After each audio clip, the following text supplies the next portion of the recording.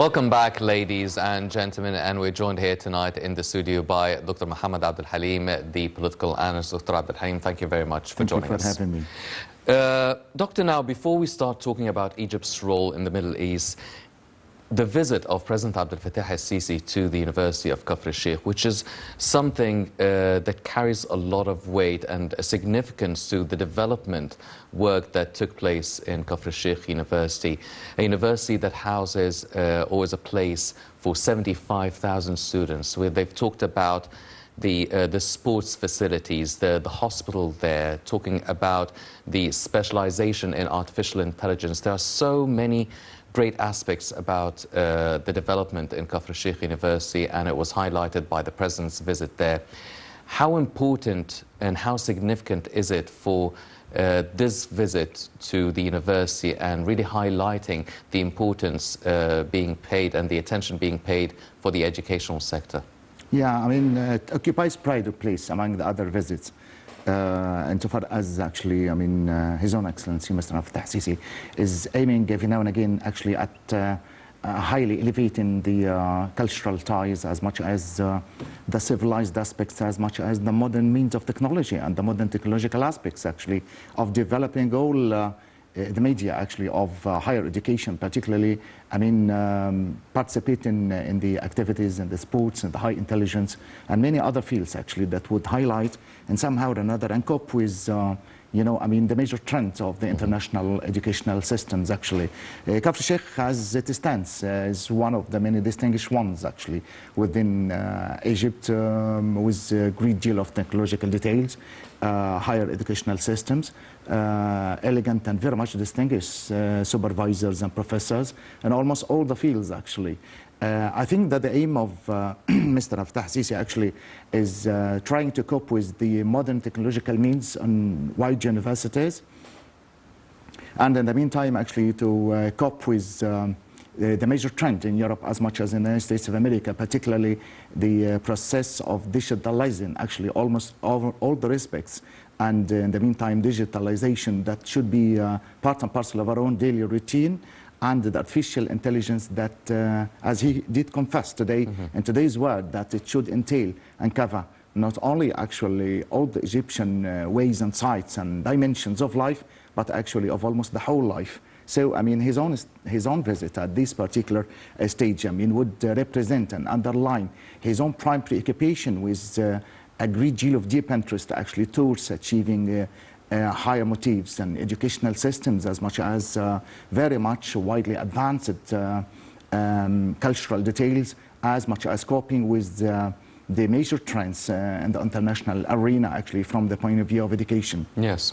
Well, we've seen, I mean, the establishment is up to the highest international standards, and we've seen the President with Minister of Higher Education, Abdel, really highlighting the importance, as you've mentioned, the artificial intelligence, saying that it's the future of Egypt and the future of the whole world. And as you've mentioned, Egypt is entering this, has already entered this age of digitization and digitalization, and really prepping the students to training and refining their skills for the real world, the job market, the future of Egypt. Do you think that this constitutes some sort of a giant leap in the educational and in the educational sector and the employment sector, as well as not as the traditional educational facilities and strategies we've been following for decades? Well, in our own interests, as much as in the interests of almost all the students, not only of Kafr al-Sheikh University actually, but I think of almost all universities within Egypt, that this visit side by side with the visit of Minister Dr. Khalid Abdel actually, Minister of Education actually, is very much representing very wide dimensions, as much as very much strategic roles that are to be necessitated in the part of the postgraduate students.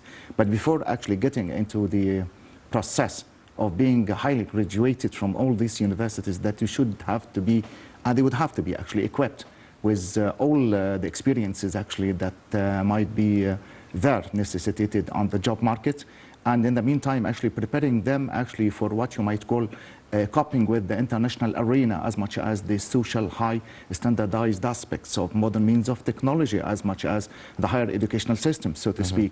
So, I mean, this is one of his own prime concerns and one of his own deep interests that he would like actually to push the students, particularly those postgraduate ones, into a new phase, a new era actually, that is highly equipped and prepared with a great deal of knowledge, experiences, specialization in the field, particularly the artificial intelligence, as I just said, that would be necessitated in the high international market. Insofar as that almost in every conceivable respect in all dimensions within the whole globe, this NOC and this particular interest is highly needed actually, particularly when we are entering, we seem to be quite entering the sort of a phase that would control and supervise almost all the actions and reactions of not only Middle East countries, but actually perhaps the whole world, re-editing and reshaping the social arena, the scientific trend, as much as preparing our own future generation, that is the recently postgraduate ones, to cope with highly modern technological details on an international arena. Yes. Also. Well, ladies and gentlemen, as Dr. Abdel Halim has mentioned, it's not just a development for the educational sector that Egyptians have been calling for many years. It is now even taking Egypt in a high-ranking position within the educational sectors worldwide. Now, Dr. Abdel Halim, our topic for tonight, which is really focusing on Egypt's role within finding peace within the Arab region and the Middle East. Now, I want to start with focusing on the Palestinian-Israeli conflict. We've seen a lot of developments taking place over the past few years, and we've seen Israel really strengthening ties with many Arab countries. Now, Egypt has been quite active in this file for decades, but now it's taking even bigger steps and bolder steps, trying to really find this a peaceful agreement between both sides with a two-state solution. How far do you feel Egypt has gone to really achieve that sort of understanding and communication and a peaceful agreement between both sides? Right. For a long period of time, Egypt has always been there, participating and endorsing as much as helping the Palestinian cause in almost all the respects, financially, medically, culturally, as much as strategically, I would say. Since 1948, I mean, pardon, Egypt has always been there.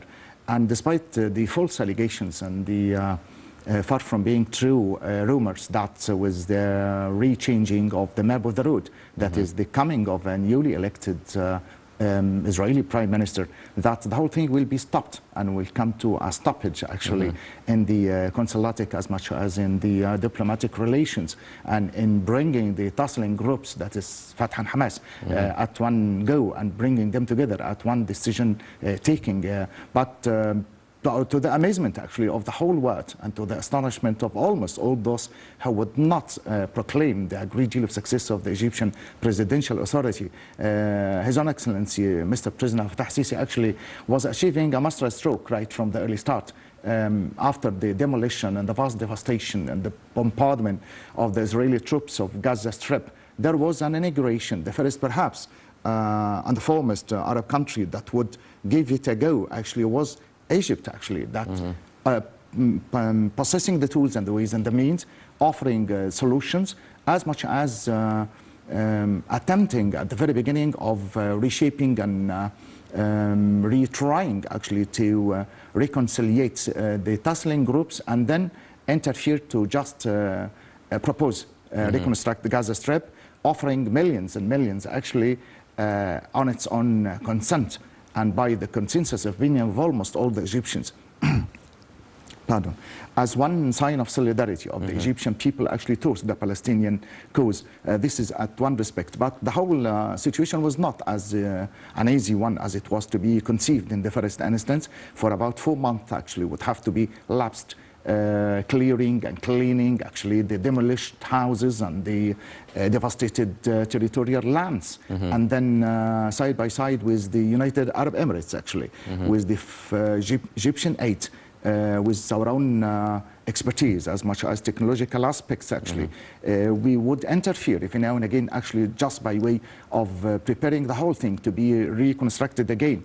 And also we have had some tussling groups at the very beginning and some obstacles and predicaments actually, that is the refusal of you know, the Israeli side to re-edit and to re-exchange actually the hostages and the captivated figures actually on both sides, that is on the part of the Israeli side at one hand and Hamas on the other, but because of the diplomatic reconciliations and very much a strategic way of pacifying the roots and the predicaments actually on both sides, we have managed at the end of the day actually of convincing Yahya Sinwar actually to accept the whole solution and to try to participate in accepting the endorsement of the Egyptian presidential authority actually by receiving the great and the vast amount of sum of money actually, because this also was one of the doubtful facts on the part of the Palestinian side, that Hamas would endorse and would insist on getting as much as amount of money for the process of reconstructing the Gaza Strip. But because of the interference and the monetary system and because of the reconciliations and diplomatic ties and the strategic interference on the part of our own authority actually, we have managed actually to convince Hamas. And I think that the great deal of welcoming gestures on the part of the Palestinian people was very much a clear testimony to the fact that we have achieved one of the master strokes, one of the greatest steps towards not only pacifying the physical demolished and deteriorated lands, but of recaptivating and rehabilitating actually the infrastructure of the psychological entities actually of the Palestinian people. Well, Dr. Abdel Halim, now you've mentioned the reconstruction work that Egypt is involved in the Gaza Strip, $500 million. And also, I mean, the president has met the Israeli Foreign Minister Lapid, and last September he met with the Israeli Prime Minister Bennett in Cairo. And we're also seeing the visits by Egypt's Chief of Intelligence, Abbas Kamel, to the Gaza Strip. And we're seeing the strengthening and the change in the relationship between Israel and many Arab countries. Do you feel now with this change and the new Prime Minister, the new Israeli Prime Minister, do you feel that there's now a different sort of direction that Israel might be taking, or more of an inclination or an ease in negotiations to reach a two-state solution, or is it still there are many obstacles to overcome? Rightly so. I mean, during the previous period of the presidential reign of Donald Trump, there was a great deal of obstinacy, as you might have said right now, rightly actually. I mean, deterring facts as much as impediments in the way of the two-state solution. The establishment of Jerusalem as the eternal Israeli capital actually, and the removal of the American embassy actually to Jerusalem were two odious distinction facts that would impede almost any negotiation and any negotiating aspects between the Arab world as much as the Israeli side, or so to speak the Palestinian and the Israeli side. But with the coming of the new Prime Minister, that's Naftali Bennett actually, I think that the whole issue was to be revitalized again, and the notion of the two-state solution was to be expressed for a second time and renovated, and negotiations and peace initiations actually, and the very much successful remunerated sort of jobs and journeys on the Chief of Intelligence Mr. Abbas Kamel actually, I mean, to Jerusalem was very much successful in paving the way and of, you know, I mean, of settling the tussles and the struggles between Fattah and Hamas, because I mean, one of the major impediments that we may be facing actually in there, not just the process of reconstructing the physical land, but actually, I mean, to reconcile them and to come to one consensus of opinion that is not the presidential chair that should be fought on and upon and should be struggled about actually at the present time situation, but the welfare and the sincerity as much as the tranquility and the peace of mind of almost all the Palestinian people. This is one of the highest tasks that the presidential authority would necessitate and would try to practice right from the early start.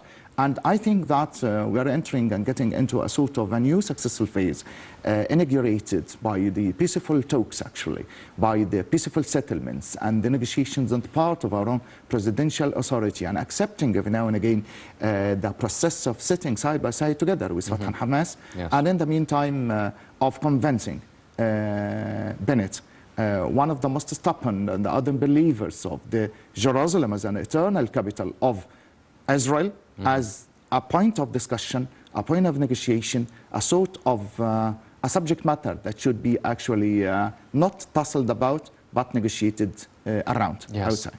Well, ladies and gentlemen, definitely this is one step or one aspect of the Egyptian efforts for the Middle East region, but also Egypt has been going through going many lengths and exerting a lot of effort for different countries, different Arab states and different crises taking place around the world. Let's check out this report and we'll be right back.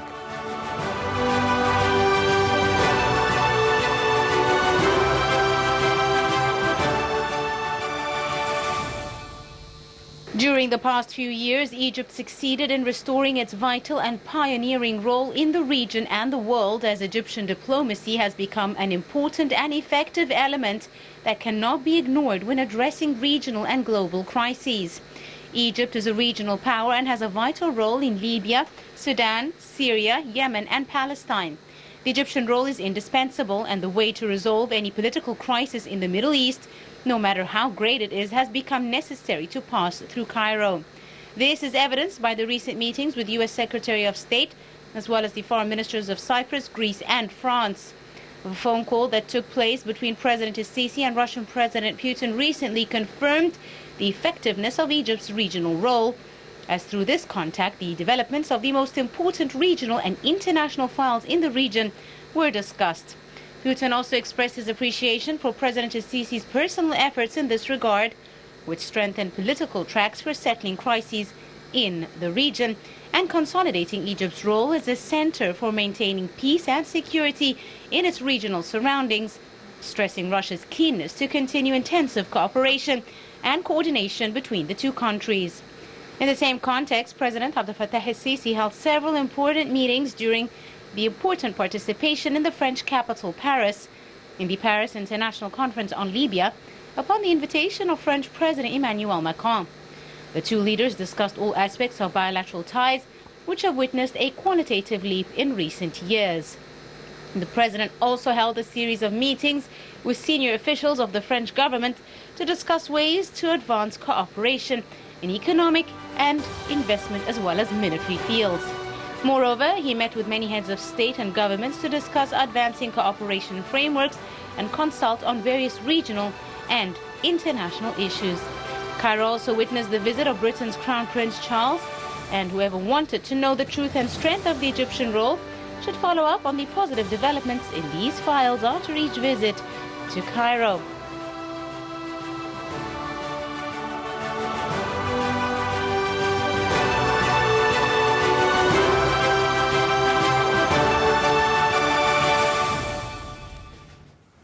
Welcome back, ladies and gentlemen, continuing our discussion with Dr. Abdel Halim. Sir, now, there are so many different issues and files within the Middle East region and North Africa. Let's start off with Libya. Now, Libya is slated for presidential and parliamentary elections this month, on the 24th. That's in 10 days' time. Egypt has done a lot of mediation efforts, bringing together the Libyan factions, calling for the militias, the mercenaries, the foreign forces to withdraw from Libya. We're talking about 10 days. We're 10 days away from elections. Is there any doubt that these elections might not be taking place, or are we on a smooth sailing path towards the elections? Well, I wouldn't say it's you know, a very smooth process as it may seem to be actually, but replete with instances of obstacles and very much harsh impediments because, I mean, you know, it's a very complicated file. The Libyan file is very much a turbulent one, indeed, full of, you know, I mean, the thing and its own opposite. A large number of contradictions, a large number of deviations and factions and foreign countries, mercenaries, armed militias, actually, each of which would proclaim its own right portion of the Libyan gas as much as the Libyan oil, the fortune of the Libyan people, I would really say. So, I mean, it seems to be a very much complicated one, despite that it had been, you know, inaugurated before, since about 3 years. We have had, you know, AlSissis to begin with, we have had Palermo, we have had Berlin 1 and 2, we had Geneva, Kuwait Summit, the agreement in Cairo, or the Cairo agreement. We have had all these initiations and all these agreements, actually. You know, towards the ceasefire and towards silencing guns, had it not been for the fact that the interference on the part of, you know, our, you know, I mean, inaugurative steps on a presidential scale, the guns would have been continuing, actually, its own firing. But because of that sort of success and distinctive way of getting into the heart of the matter, actually, that the silencing gun is at hand. And in the meantime, that 3 dimensions that had been accepted and enacted at the end of the day, that is the economic dimension, the peaceful diplomatic one, and the military, which is 5 and +5. All these 3 targeting entities that would come out of Geneva, as much as Berlin 1 and 2, would have to be, I mean, applied to a greater extent on realistic grounding outside.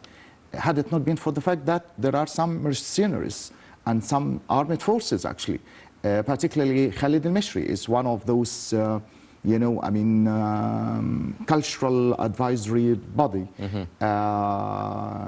that assumes one of the highest distinctive diplomatic places in Libya, which is the chancellor for the high Libyan case that should be accorded and that should be distinguished, I mean, and should be accepted on the part of al-Minifi, actually, as a supreme consultant leader of the Libyan case. All the legislations and all the orders and all the amendments and the amendments and commandments on the part of Mohamed al-Minifi actually should never ever actually be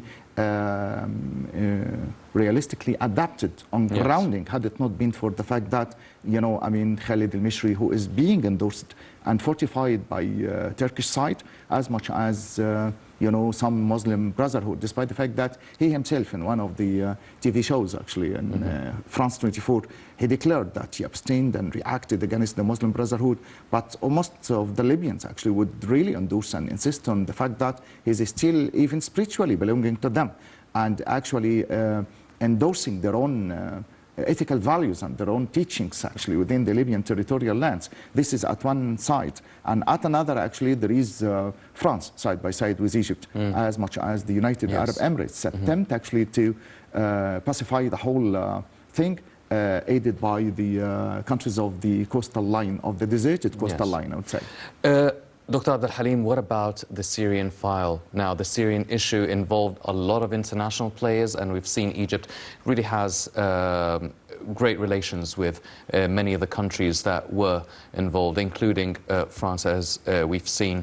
Now, where do we stand in our efforts regarding the Syrian issue? Are we going to have, or at least reach a sustainable, safe, stable Syria anytime soon with the involvement of all the international players? Well, I mean, during the course of the last 2 years, we have had very much successful steps towards, I mean, pacifying a large number of tussling files, actually, in Syria. But still, actually, the struggle is always there. I mean, America is always there on top of the scale. There is the Russian side as well. And the Turkish interference, I mean, just by way of preventing the establishment of the Kurdish state. So the 3 tussling groups here, I mean, would consummate at the end of the day, actually, a hand of superiority and a sense of sublimity on large portions of the Syrian territorial lands, particularly, the Golan Heights, that seems to be quite very much pivotal, not only for the safety and security of the Syrian territorial lands, but actually for Israel. The fact that Israel, is seizing and putting its own hand actually on the Golan Heights since quite about 40 years ago, without the least bullet to be triggered, actually, without the least negotiating aspect on the part of the Syrian people. That's why our own role in there was very much arduous one indeed, despite the fact that we achieved a great deal of success, not only, during these days, but during the days of Hafiz al-Assad, actually. Egypt has always been there endorsing, reclaiming, as much as helping almost all the attempts on the part of the Syrian people, actually. Sir, now one final question, because we're running out of time now. The Egyptian efforts are not just political efforts or diplomatic efforts. It's also, there's another aspect, which is the humanitarian help. We've seen yesterday Egypt talking and discussing with the Lebanese Prime Minister Najib Mikati, exporting gas to Lebanon to generate electricity.